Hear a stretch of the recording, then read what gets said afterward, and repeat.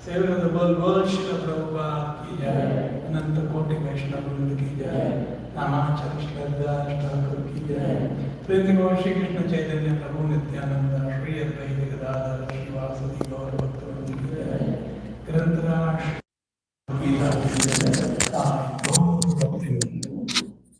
All glories to the assembled devotees. All glories to the assembled devotees. All glories to the assembled devotees. All glories and glories to Sri Guru and Gauranga.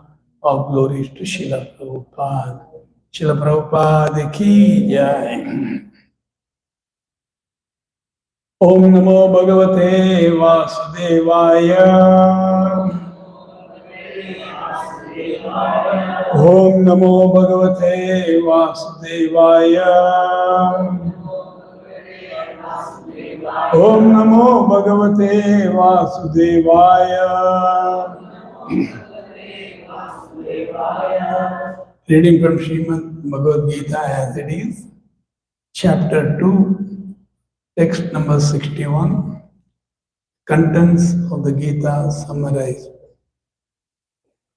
Tani sarvani samyamya yukta asitha matparaha. Tani sarvani samyamya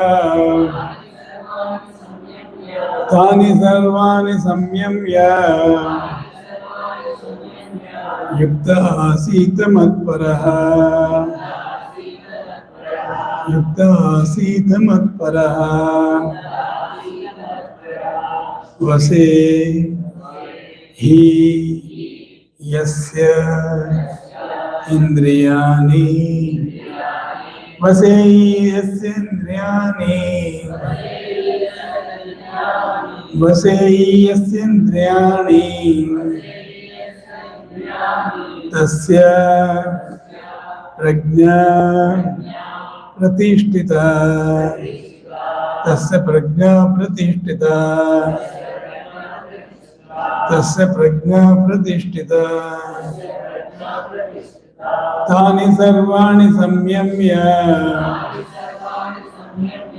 yukta asita matparaha. Vase yasindriyani. Tasya prajna pratishtita.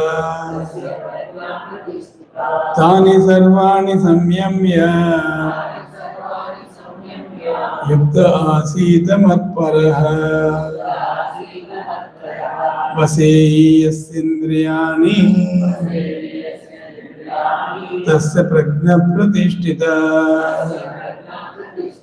Tani sarvani samyamya yukta asita matparaha. Vase yasindriyani. Tasya prajna pratishtita.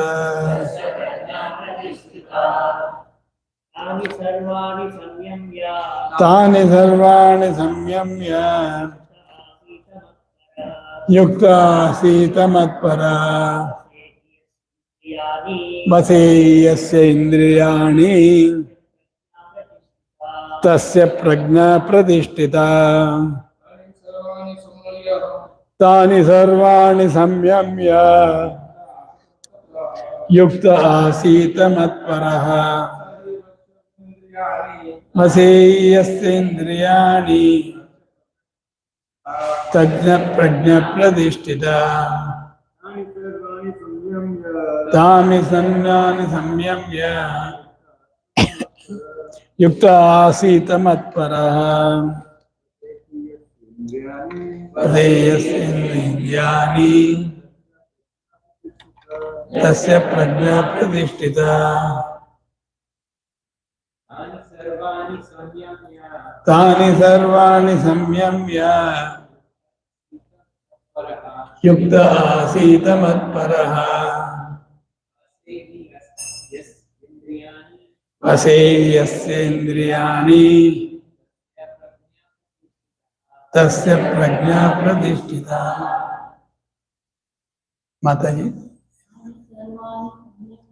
Tani samyani unnamya yukta asita matparaha paseyasya indriyani tasya prajna pradishtita. Tani sarvani samyamya yukta asita matparaha paseyasya indriyani tasya prajna pradishtita. Tani sarvani samyamya yukta asita matparaha paseyasya indriyani tasya prajna pradishtita. Word meaning, tani, those senses, sarvani, all, samyamya, keeping under control, yuktaha, being engaged, asita, being so situated, matparaha, in relationship with me, vase, in full subjugation, he, certainly, yasya, one whose, indriyani, senses, tasya, his, prajna, consciousness, pratishta, fixed. Translation and purport by Divine Grace A.C. Bhaktivedanta Swami Srila Prabhupada Ki Jai. Translation: one who restrains his senses and fixes his consciousness upon me is known as a man of steady intelligence. Please repeat the translation. One who restrains his senses and fixes his consciousness upon me is known as a man of steady intelligence. Purport by Srila Prabhupada. Purport: that the highest conception of yoga perfection is Krishna consciousness is clearly explained in this verse. And unless one is Krishna conscious, it is not at all possible to control the senses. As cited above, the great sage Durvasa Muni picked a quarrel with Maharaj Ambarish, and Durvasa Muni unnecessarily became angry out of pride and therefore could not check his senses. On the other hand, the king, although not as powerful as a yogi as the sage, but a devotee of the Lord, silently tolerated all the sage's injustices and thereby emerged victorious. The king was able to control his senses because of the following qualifications as mentioned in the Srimad Bhagavatam. There's a very nice verse in the 9th canto, 3 verses of them. Savai mana Krishna padara vindayo vachansi vaikunta gunanuvarnane karo hare mandira marjanadishu shrutim chakara achyuta sat kathodaye mukunda lingaya darshane disho tadbritya gatra sparshe anga sanga mam granam chatat pada saroja saurabe Srimad Tulasya Rasanam Tad Arpite Padav Hare Kshetra Pada Anush Sarpane Shiro Rishikesha Pada Abhivandane Kamam Chadas Dasye Natu Kama Kamyaya Yato Uttamasloka Iyan Shreyaratihi. King Ambarish fixed his mind on the lotus feet of Lord Krishna.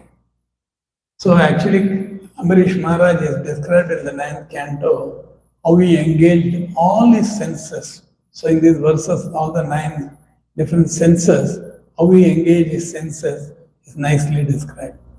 So King Amrish fixed his mind on the lotus feet of Lord Krishna, engaging his words in describing the abode of the Lord, his hands in cleansing the temple of the Lord, his ears in hearing the pastimes of the Lord, his eyes in seeing the form of the Lord, his body in touching the body of the devotee, his nostrils in smelling the flavor of the flowers offered to the lotus feet of the Lord, his tongue in tasting the tulsi leaves offered to him, his legs in traveling to the holy place where his temple is situated, his head in offering obeisances unto the Lord, and his desires in fulfilling the desires of the Lord. All these qualifications made him fit to become a Matpara devotee of the Lord. The word Matpara is most significant in this connection. How one can become Matpara is described in the life of Maharaj Ambarisha. Srila Baladev Vidyabhushan, a great scholar and acharya, the line of Matpara remarks, Mad Bhakti Prabhavena Sarvendriya Vijaya Purvika Swatma Drishti Sulabheti Bhavaha. The senses can be completely controlled only by the strength of devotional service to Krishna. Also, the example of fire is sometimes given. As the small flames within burn everything within the room, similarly, Lord Vishnu, situated in the heart of the yogi, burns up all kinds of impurities. The Yoga Sutra also prescribes meditation on Vishnu and not meditation on the void. The so-called yogis who meditate on something which is not the Vishnu form simply waste their time in a vain search after some phantasmagoria. We have to be Krishna conscious, devoted to the personality of God. This is the aim of the real yoga. Thus in the Bhakti Vedanta purport, Om Jnanatimirandasya Jnana Shalakaya Chashkurutam Mena Tasmai Shri Gurave Namah Namah Vishnu Padaya Krishna Prestaya Bhutale Srimate Bhakti Vedanta Swamin Nitinamine Namaste Saraswate Deve Gauravani Pracharine Nirvidesha Shunivadi Pachatya Disdarine Jaya Shri Krishna Chaitanya Prabhu Nityananda Shri Advaita Gadadara Srivasadi Gaura Bhaktavinda Hare Krishna Krishna Krishna Hare Hare Hare Rama Rama Rama Hare Hare Mukam karoti vachalam pungulangai degini yatripata mandir Shri Guru Dinatarinam. The beautiful verse in the Bhagavad Gita. This is the beginning of Bhagavad Gita, the second chapter, entitled Contents of the Gita Summarized. So if we are reading every one verse, correct, continuation on Sunday. So if you recall, is all this last in the second chapter, 54th verse, Arjuna is asking this question to Krishna. How we can understand somebody is situated in transcendence. In Sanskrit, it is called as Sita Prajna. I'll just read that verse. So, Krishna is answering from 2.55 to 2.72, 18 verses, the symptom of a person who is situated in Krishna consciousness or who is in transcendental position. So 54th verse, Arjuna's question is here. Arjuna Uvacha, Sita Prajnasya ka bhasha, Samadhistasya Keshava, Sitaddi kim prabhasheta, kim asita vrajeta kim. Actually, Arjuna is directly asking this question. The symptom, translation, see, Prabhupada very beautifully translate. Arjuna said, what are the symptoms of one whose consciousness is thus merged in the transcendence? That is, who is engaged in devotional service. How does he speak In that purport also Prabhupada write, speaking means a devotee speaks only about Krishna and his activities. He chants Krishna's name. That's all. We don't have any other business. Prabhupada writes in this purport. And see, most important is how the man in Krishna consciousness speaks. For speech is the most important quality of any man. It is said that a fool is undiscovered as long as he does not speak. And suddenly a well-dressed fool cannot be identified unless he speaks. But as soon as he speaks, he reveals himself at once. The immediate symptom of a Krishna conscious man is that he speaks only of Krishna and of matters relating to him. So this is how he speaks. And then Arjuna goes on to ask, what is his language? How does he sit? So today's verse, if you see, sit means how he is situated. The Prabhupada has nicely analyzed and is quoting from Acharyas also, Vallabha, and this Acharya is quoting that he is always fixed in Krishna consciousness. And how does he walk like that? So, Prabhupada in earlier purport also he says, just like a symptom of a rich man can be easily judged. A symptom of an educated man one can easily judge. A symptom of a diseased man can also be judged. Similarly, if somebody is absorbed, is in Krishna consciousness, you can easily make out somebody. See, maybe somebody can show a fashion or just put off a show like that, but it will not go for long. So it has to come from within, and for that we have to be situated always in devotional service. So Prabhupada in today's purport also, he begins with the highest conception of yoga's perfection is Krishna consciousness, is clearly explained in this verse. See, we all want to be perfect in this world. We try so many things. What is the highest perfection? That actually Prabhupada is writing here, and it is actually based on the Bhagavad Gita verse only earlier also. And unless one is Krishna consciousness, it is not possible to control the senses. So, Krishna consciousness, very important thing is we have to control our senses, we have to control our mind. Yoga, Indriya, Samyamya, it is mentioned actually. Yoga means to control the senses and mind. And once you control this, then you should engage in activity, in some service, devotional service of the Lord. That's why in the previous verses also Prabhupada gives the example of famous Vishwamitra Muni. Correct? Vishwamitra Muni was a sage, Muni, he was meditating, he was trying to control the senses. But just by hearing the tinkling of the bangles of Menaka, he got disturbed. His meditation broke, and he got married.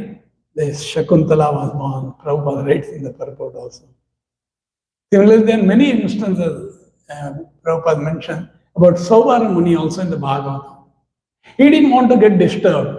So he went deep inside the water. Bhagavatam very nicely elaborates. And he was so fixed inside the water, doing meditation is not an ordinary thing. He was going on. But when he just saw two fishes having union, his mind got perturbed. He came out of the water and he went straight to a king. He said, I want to marry your daughter. Then he was in the water for many years. So he was, obviously his body all was not that beautiful. So how a princess can be given? But the yogis, they got this wonderful, because of the meditation, tapasya, austerity, what they do, they can again re-transform their body. So again, by his yogic perfection, he looked very handsome. Then he again went. And that king had 50 daughters. So he married all the 50 daughters. Bhagavatam mentions. Then after that he thought, "Arey, what is this? What is this I have done? I done a mistake." Then immediately he became a vanaprastha and again started practicing austerities and all. So, whereas if you see, Prabhupada always compare with Haridas Thakura. Haridas Thakura was a young Brahmana. He was just engaged in devotional service. He was just 24-year-old man, that's all. And at the dead of the night, a representation of Maya Devi personally herself came to Haridas Thakura and she herself offered, "I want to unite with you." But Haridas Thakura was so fixed in the chanting, rigidly chanting the holy name. Just like Prabhupada has given us only 16 rounds, correct? Haridas Thakura was chanting how many times a day? How many rounds you are chanting? Approximately 192 rounds. Practically full day, 22 hours he was chanting actually. If you translate, it comes to 22 hours. That means, in fact, when we are chanting this 16th round, 108, and we are repeating Hare, Krishna and Rama, it translates to around 25,000 names of God we are chanting actually. Because every Krishna, name of God, Rama, name of God, Hare refers to the internal energy, Radha Rani, Lakshmi Devi, names of God. A goddess. So we are chanting 25. He was chanting 300,000 times the names of God. They are so fixed up. So when this Maya Devi, she came as a prostitute because of the envious Nawab Khan had sent him, because he was a Mohammedan. He was born in a Mohammedan family, but he was so rigid in chanting Krishna's name, so that Nawab wanted to disturb him. We know Chaitanya Charitamrita elaborately describes how after 3 days, he said, "Okay, we can enjoy. Let me finish my round." So she was just sitting all night. You are chanting. She is hearing. Pure devotee is chanting. If you just hear, you will get benefit. So first day, then again sun rises. He said, "Oh, I could not finish. Come tomorrow." Like that, 3 days she comes. And then she becomes a devotee. She becomes later a spiritual master. See the power of chanting the holy name of the Lord by a pure devotee particularly. Because when he chants, he knows Krishna is right there in front of me. Actually, Shastra describes all these things. But we may not be able to perceive that thing in our conditioned stage right now. But if we practice very sincerely, seriously, and with determination, we will come to that stage actually. So that's what is awaiting us. So how he could young person also, 24-year-old person he was that time. So he became victorious. Whereas you see, Saubhara Muni, great yogi, meditation they used to do. The Durvasa Muni, very powerful Durvasa Muni. We all know that the same 9th canto describes the pastime between Durvasa Muni and Ambarish Maharaj. It so happened, Durvasa Muni is actually an incarnation of Lord Shiva. So you can easily please Durvasa Muni, and he can get displeased also very easily. For nothing, a silly thing he may get disturbed, and because of his yogic Muni's power, meditation power, he can easily curse anybody. He is like that actually.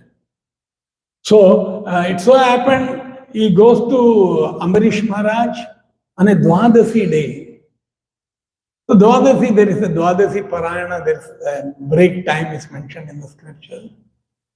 And all of a sudden he goes and he went with his 60,000 disciples. Not one or two, 60,000 disciples.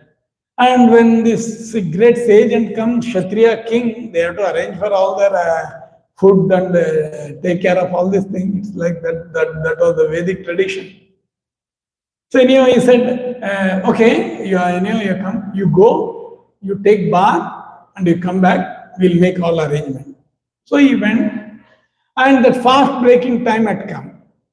So with the consent of the Brahmanas, now Ambarish Maharaj broke the fast. How he broke the fast? He took little water he took. So according to Vedic scripture, taking water little is as good as not breaking fast and breaking fast also. It's like that. So because he knows he has come here, and if he is offended, he will do something like that, he will curse me. So Brahmana said, no problem, you can take a little drop of water, 3 drops of water or something you do. And because of his yogic power, he could know that this Ambarish Maharaj had done this.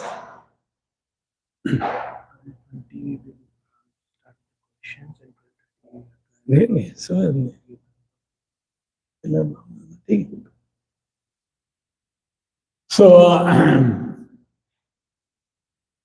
so Ambarish Maharaj,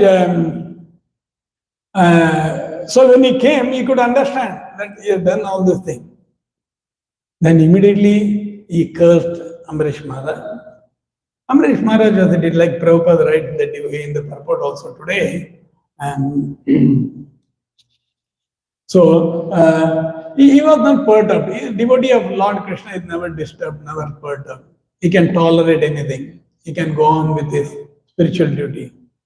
So, but whereas he got angry, and then when you offend a devotee, a pure devotee, when you offend Lord Vishnu, actually Vishnu cannot tolerate that, Krishna cannot tolerate that. So we all know how Sudarsana Chakra came and it was chasing the Durvasa Muni. Durvasa Muni goes to Brahmaloka. He had that power, yogi power. He went to Brahmaloka. He said, please protect me. Brahma said, I can't do anything in this case. He went to Shivaloka. Lord Shiva also said, I cannot come anything. Only way is that you go to Vishnu Loka. He went to Vaikuntha also. It is mentioned in the Bhagavatam. Within 1 year, he even went to Vaikuntha. See, yogi can do all these wonders. And there, Narayana also says, I cannot do anything in this case. Then he says, if at all you want to get rectified, you have to go and ask forgiveness from Ambarish Maharaj. So he comes back. Ambarish Maharaj was simple, he was devoted. He never took any offense. He said, okay. So like that he was saved. So Prabhupada explained that how, though he was a powerful yogi, he could do so many things, wonders. But here is an ordinary, simple devotee. But he is more powerful than, he emerged powerful and victorious, Prabhupada is writing in the book. So like that, there are many histories. So the very important thing is, in the purport also, Prabhupada write in today's purport that Matparaha is bird, conscious of me. Mat means me. Krishna is speaking. The Bhagavad Gita also many times this word is used. The word Matpara is most significant in this connection. How one can become a Matpara devotee is described in the life of Maharaj Ambarish. So in other words, engage all the senses in the service of the Lord. That is the definition of bhakti, correct?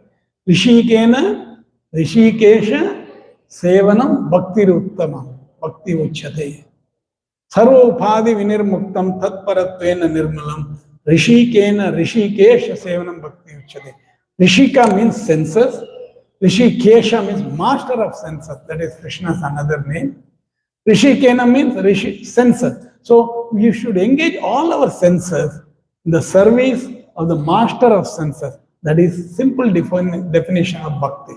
So here it is in the 3 verses of Bhagavatam, it is mentioned how you use his tongue in glorifying the Lord, chanting Lord's name, his eyes in seeing the beautiful form of the Lord, his hands in doing cleansing the temple. He was a king. They were all doing this because they were all Raja Rishis, they were all saintly kings. They are all devoted kings actually, devotee of the Lord. So like that, and his legs, just like you all come to temple, correct? So the leg can be used, you can use a vehicle you can go to a temple, you can go to some mall, you can go for any other activity on a holiday like this. So, real use of our leg is to visit temple or place of pilgrimage. Like that. And our head, we should bow in front of Lord. So they were all king with turbans and all. But when they see the Lord, they'll all take out the turban and they'll pay obeisance. So that is the meaning. This is how we can always be Krishna consciousness. We should engage all our senses. Actually, if you see what Srila Prabhupada has given for us day to day, all these aspects are covered. We are chanting, we are reading, we are trying to understand, discussing, we are worshipping the deities, we are worshipping Tulsi Maharani, we are having kirtan in front of Lord. All these are devotional service actually.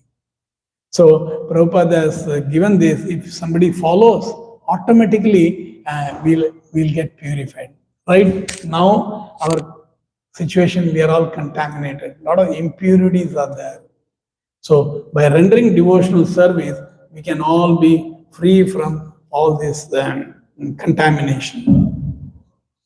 Then Prabhupada goes on to write, he's quoting from Baldev Vidyabhushana, that the senses can be completely controlled only by the strength of devotional service. Artificially, or this Vishwamitra Muni, Sobhara Muni, all they were trying to control their senses. That is one thing. But unless you engage in practical devotional service, again senses will get agitated. Senses are designed in such a way. So we have to engage all our senses in serving the Lord.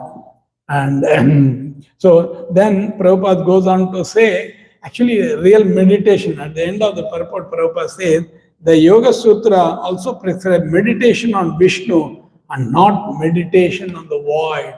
See, today also this word yoga has become very popular, particularly in America. Everywhere it is there, more so in America. So you see that people go and do some yoga. It's actually what they are teaching yoga is pranayama and all these things.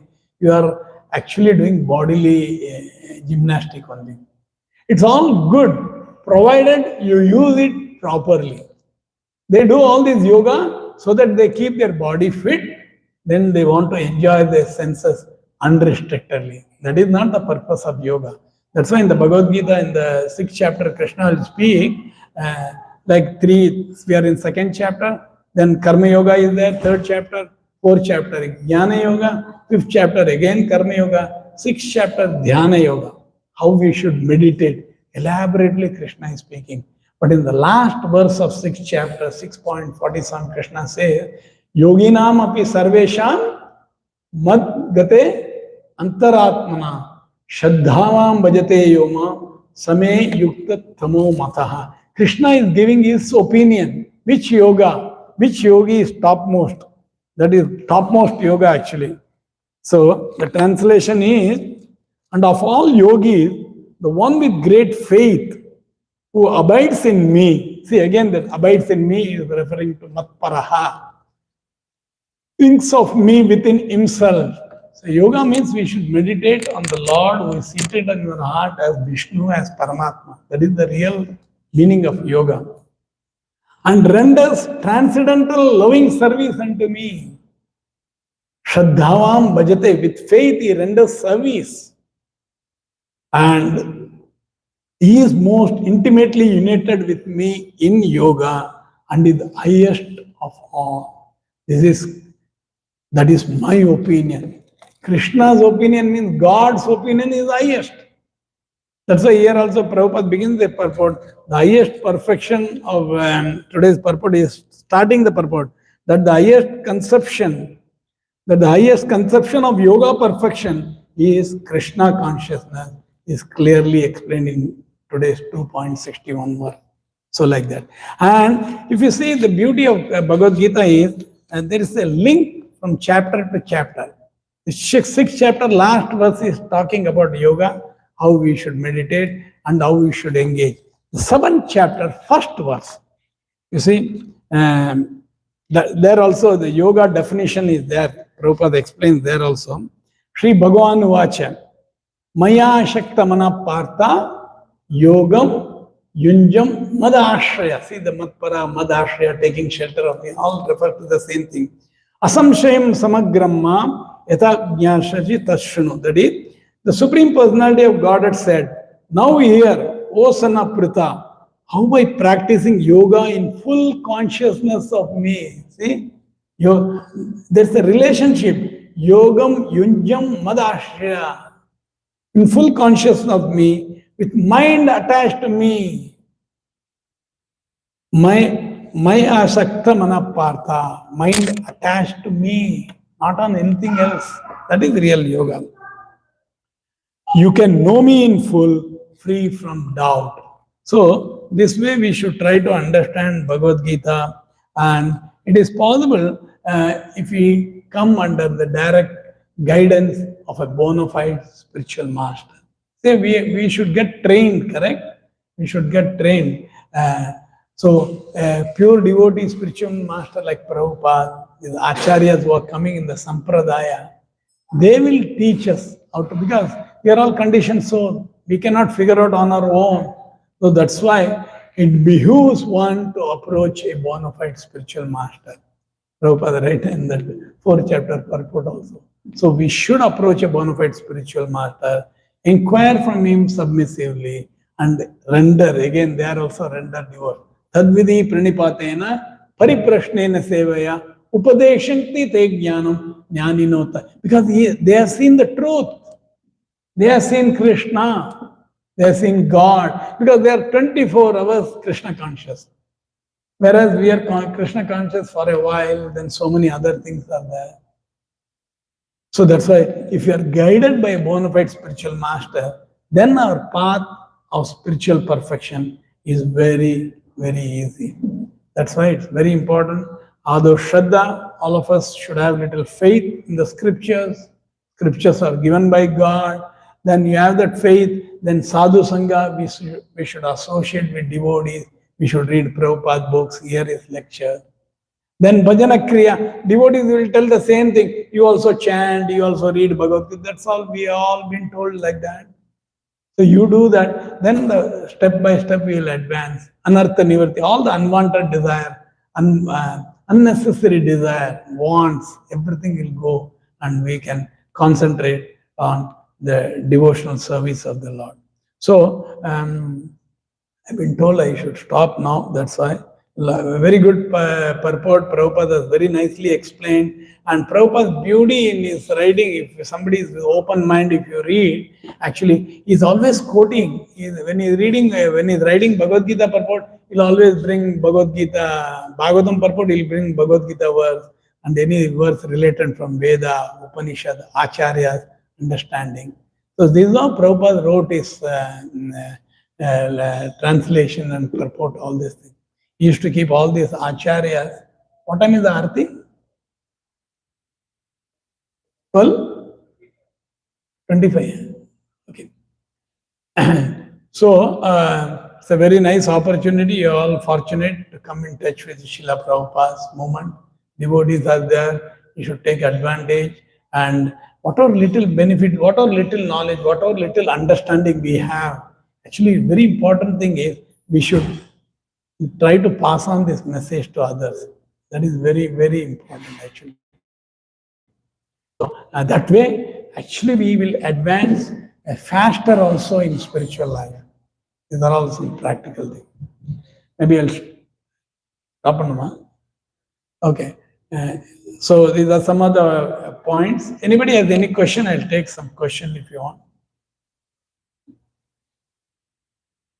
When you're working 8 to 10 hours a day. What is that? When you're working, Hare Krishna. So during the day, you usually spend 8 to 10 hours working, focusing on mind, on tasks that we have to get done for that day. So how can we engage our mind then? Because in the morning, in the evenings, when we're on our own time, we're doing our prayers and chanting. At that time, we're engaging our mind and consciousness in Krishna. But the 8 to 10 hours of the day when we're focusing on the work, we're not really thinking about Krishna, right? Because we're doing our jobs. So how do we, control our mind that way? Yeah. So we have to. There is an art of balancing both our material need and spiritual need. So we have to do our work. In fact, Arjuna, when he proposes to Krishna, you're asking me to fight this Kurukshetra war. Oh, what is the use of fighting, Krishna? I'm going to kill all my brothers, my cousins, my teachers, my grandfathers, and then I win the kingdom. What is the use? I can't enjoy it. Today we want to get all these things to show to our relative, friends and all, correct? That is how people work slog so much. So, and then Krishna is telling, no, you are a Kshatriya, your duty is to fight. So similarly, we are all in different situation. We are all doing different occupation.